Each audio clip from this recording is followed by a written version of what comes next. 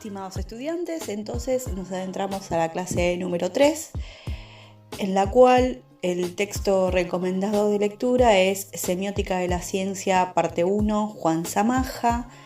Podemos ver que va a haber una primera parte, un primer video y un segundo video. Este primer video se va a concentrar, como su título lo indica, conocimiento vulgar y conocimiento científico.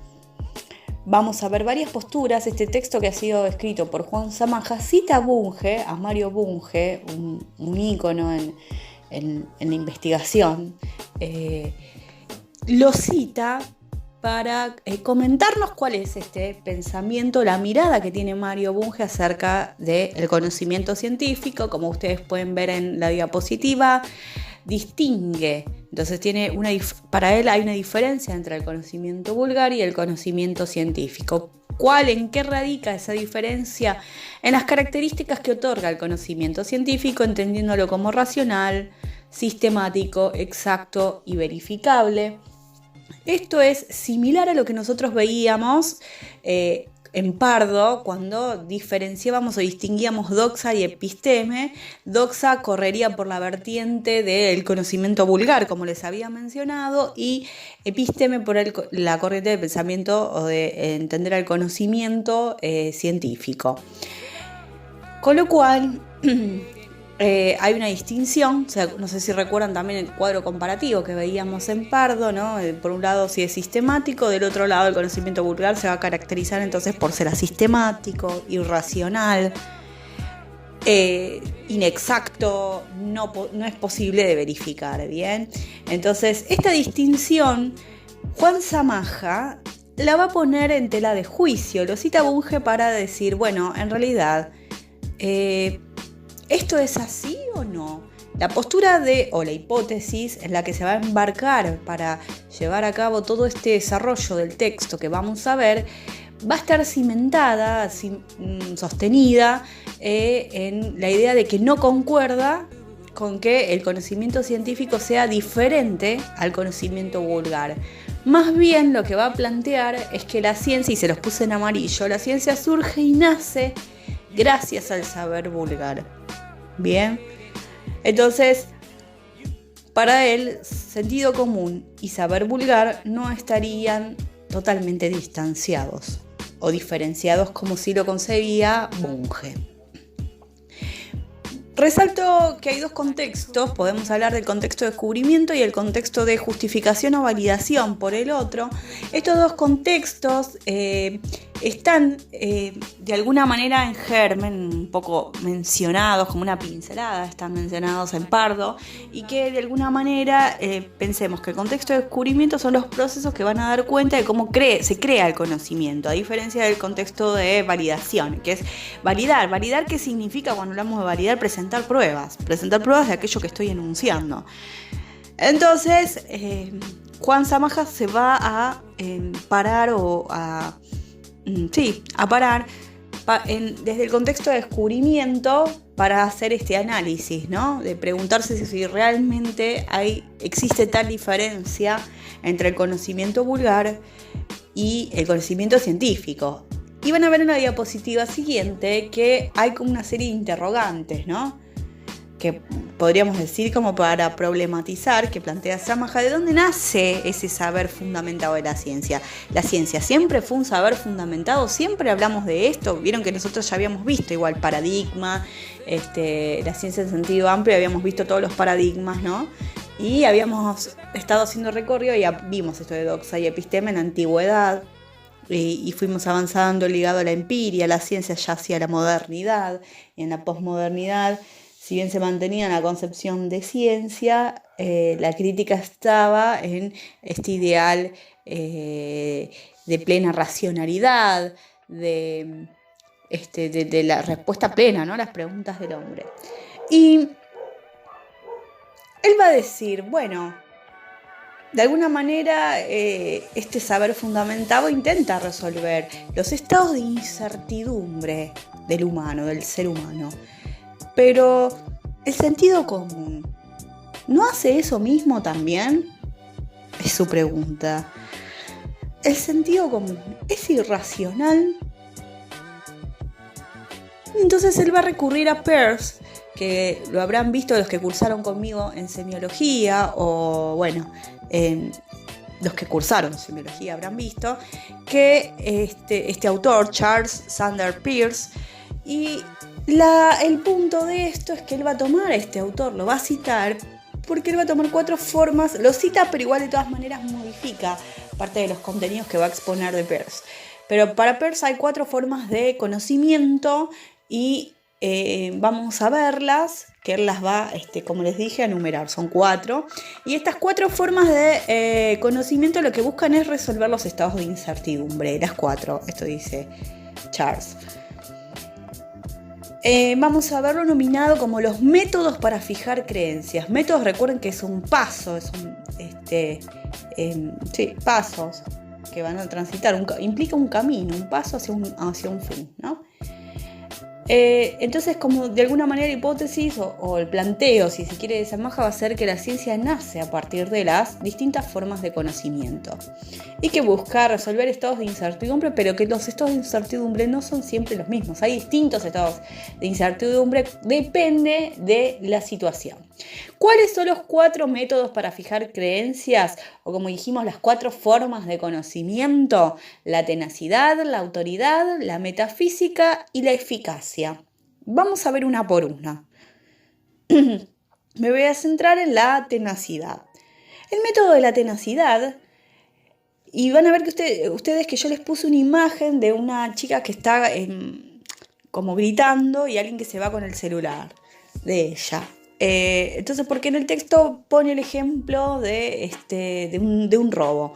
Cuando uno se encuentra en una situación de un robo, ¿qué es lo primero que tiende a hacer? Y quizás muchas veces, conversando con seres queridos, amigos, probablemente haya dicho: yo, si me roban, voy a entregarle todo y no me voy a resistir. Pero quizás en ese momento y en ese instante a la persona le surgió enfrentar al ladrón. Y en ese momento no lo pensó. Entonces, en este caso, y se los pongo también en amarillo, la situación implica, ¿no?, resolver un estado de incertidumbre, pero con lo que surge de manera espontánea. Es una respuesta inmediata. No hay un procesamiento por medio de la situación, sino que son situaciones que requieren una respuesta inmediata. Bien, está relacionado entonces van a ver que les pongo en el segundo punto, con la supervivencia. Implica lo más primitivo, es impulso, lo primero que surge. Y así, como esto primero que surge lo compromete a uno, incluso van a ver que dice abajo es visceral o somatocéntrico. Somato viene de cuerpo, ¿no? Está centrado en el cuerpo, en esto primero que en este impulso, ¿no? Esto primero que evoca la situación de incertidumbre. Y justamente es tenacidad, porque esto es difícil que cambie, es en el momento instantáneo, es inmediato, rápido, visceral, como dije, y entonces por ende tiende a ser difícil de que cambie. Está comprometida aquí la percepción. ¿Y qué tiene que ver esto, no? Esta idea de la percepción visual, porque acá hay frases como el ver para creer, ojos que no ven, corazón que no siente. ¿Y qué implica esto? Es una doble referencia a la inmediatez, a lo emotivo, ¿bien? Es bien simple, directo, y se nos impone de tal manera, con tanta terquedad, que a eso debe ser un hombre de tenacidad, ¿bien? Entonces, ¿por qué entonces quiero resaltar esto? Somatocentrismo, porque nos involucramos corporalmente en una situación. Y cuando nos involucramos corporalmente en una situación es muy difícil de que esto cambie.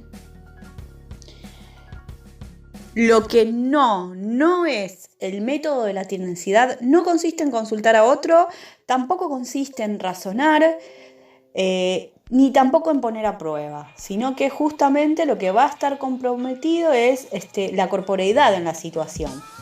Consiste entonces en consultar solo nuestras propias corazonadas, tal como nos surgen. Nos involucramos, nos comprometemos en la situación, eso implica. ¿Qué rasgos son predominantes en el método de la intuición? Lo inmediato, el involucramiento, como dije, personal corporal, el individualismo, ¿no? Como no compromete a un otro, es lo que sucede en la corporeidad de uno. La emotividad, la resistencia al cambio por la idea de terquedad, justamente. Pero imagínense que si actuáramos por puro impulso, no podríamos vivir en la sociedad. Esto es lo que va a plantear. Y entonces, el impulso social va contra este impulso individual. ¿Qué quiere decir esto? Que bueno, esta justamente no es simplemente hacer lo que quiero, sino que en este caso, en el contexto del método de la autoridad, lo que va a hacer el sujeto es adoptar una creencia que es transmitida por otros sujetos que están investidos de autoridad. Es decir, que de alguna manera este sujeto va a validar o va a actuar en consecuencia de lo que está instituido, de lo que está impuesto. En este caso, por la vida en comunidad. Entonces, justamente, mientras en el caso del método de la tenacidad está en juego la individual, en el caso del método de la autoridad está en juego la comunidad, la vida en comunidad. Y entonces, ¿por qué hablamos de autoridad si estamos hablando de comunidad? Bueno, justamente la autoridad es la comunidad misma. ¿Por qué? ¿Con qué? Con sus costumbres, esas costumbres que se han traspasado de generación en generación, de manera oral. Los rasgos predominantes entonces en este tipo de métodos va a ser justamente la comunicabilidad, por esto de que se comunica de generación en generación, el colectivismo, o sea, esta vida en comunidad. La fijeza o inmutabilidad, porque de alguna manera se siguen perpetuando estas costumbres que operan en nuestra sociedad. Ejemplos son, que yo creo que les pongo en el Power, es la Navidad, el festejo de la Navidad. Podemos o no estar de acuerdo con el festejo de la Navidad y por ahí no querer festejarla, pero más allá, independientemente de si nosotros no querramos festejar la Navidad, se va a seguir festejando en la comunidad. Lo mismo, por ejemplo, con los cumpleaños, con un montón de cuestiones, normas instituidas, si se quiere, y normas no escritas, ¿no? Hablamos de la oralidad, esta transmisión oral y que ha quedado perpetuizándose, o sea, fijado. Y el carácter involuntario o supraindividual, porque esto justamente del carácter involuntario o supraindividual es que más allá de la voluntariedad de uno, esto está instituido. Y justamente va a ser entonces de carácter indiscutible, no se discute, es así. Y siempre va a implicar una constante referencia a la historicidad, justamente siempre ha sido así, esto está establecido, y entonces aquí no va a ser somatocéntrico, el centro va a estar justamente en esta vida en comunidad, por eso etno, ¿no? Etnocentrismo. Es un término que acunó la antropología para decir justamente que se interpreta la realidad desde el grupo social, ¿no? Y como venimos diciendo, de estas normas que han quedado de alguna manera establecidas. Estas normas que han quedado establecidas rigen para la comunidad. Pero si cada comunidad tuviese sus normas como ocurre, la pregunta sería ¿qué pasa con el Estado? ¿No? Dentro de un mismo Estado pueden haber convivencia e interacción de varias comunidades. Entonces, aquí va a entrar en juego el método de la metafísica. Ya no es solamente esa autoridad, esa ley que está rigiendo en una comunidad, sino pensar en esta interacción entre comunidades que configuran el Estado. Vamos a dar paso justamente a ciertas leyes. Estas leyes sí van a estar por escrito, van a estar, que son las leyes que rigen, digamos, la vida intercomunitaria, y que van a surgir a partir del debate, del examen público, va a decir Samaja.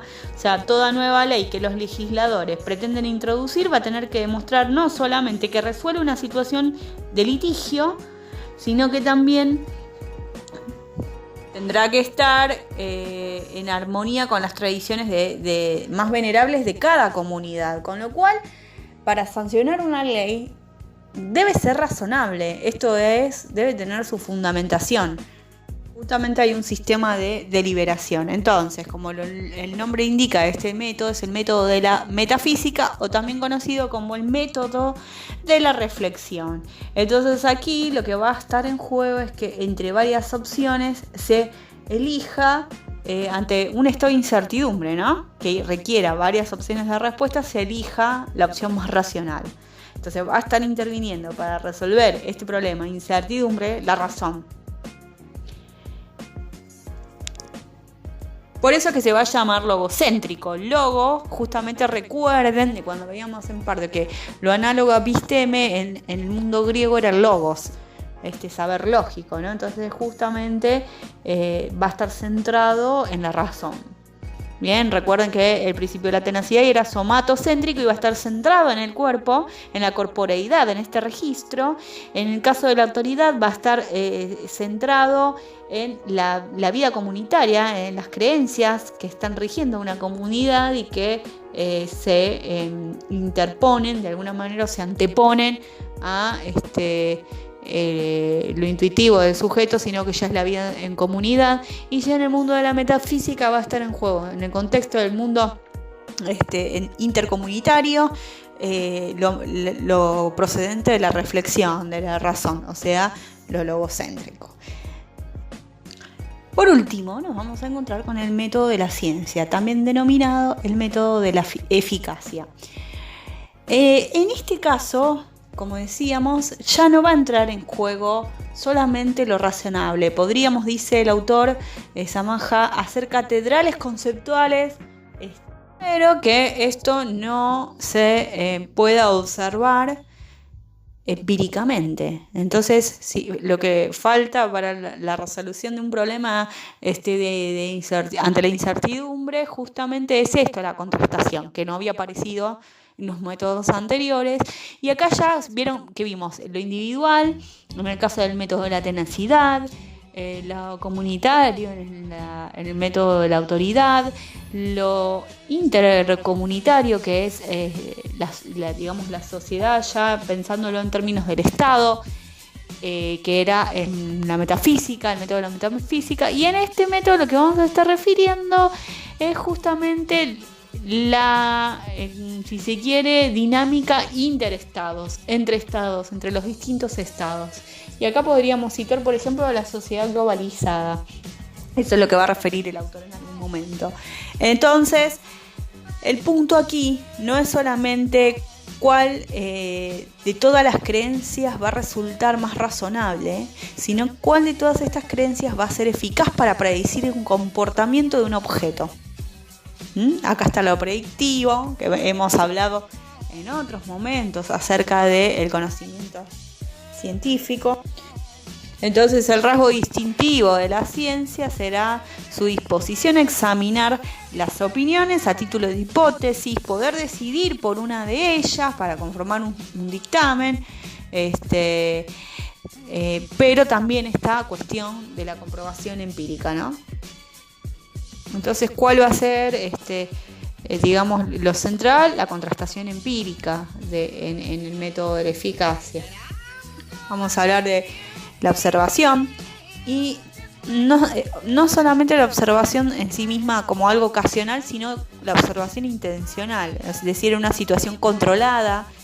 Y aquí va a estar la noción de experimento, de observación de laboratorio.